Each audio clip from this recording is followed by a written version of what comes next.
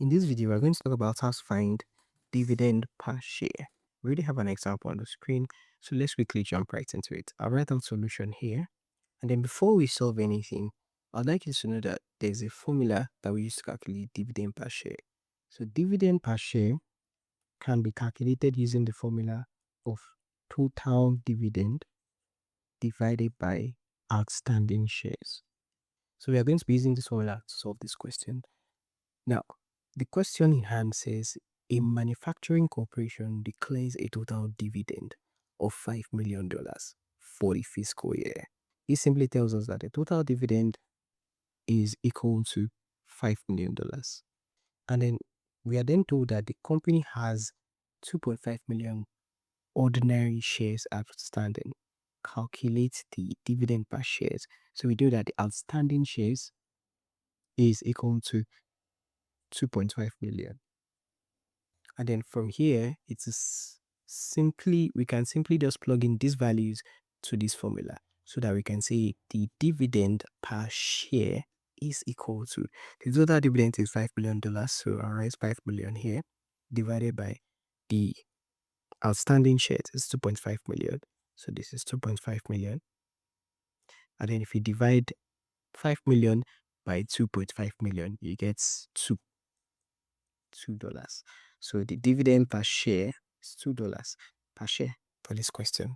Let's look at another example so that you can get more experience with dividend per share questions.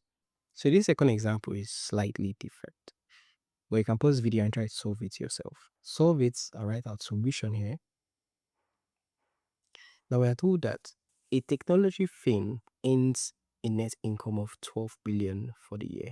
The company decides to retain 65% of its earning to invest in research and development. If the company has 1 million shares outstanding, what is the dividend per share?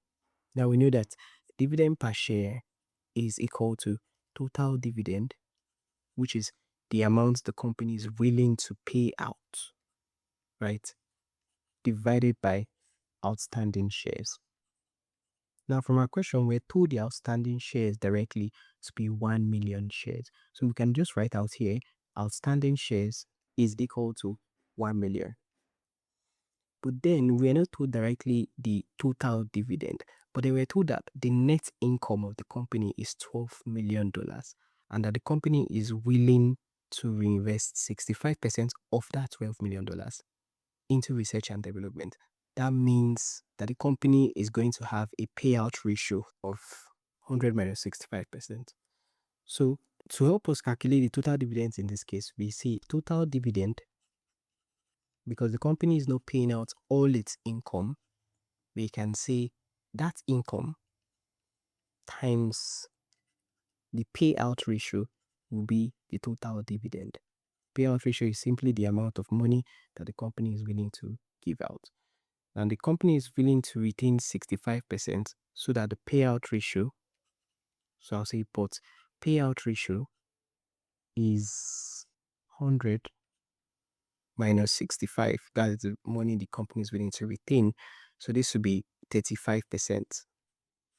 Now 35% in fractional form is simply 0.35. In decimal form, simply 0.35. So this is my payout ratio. That means the total dividend will be income times this number. Okay. So that my total dividend should be equal to income, which is 12 million,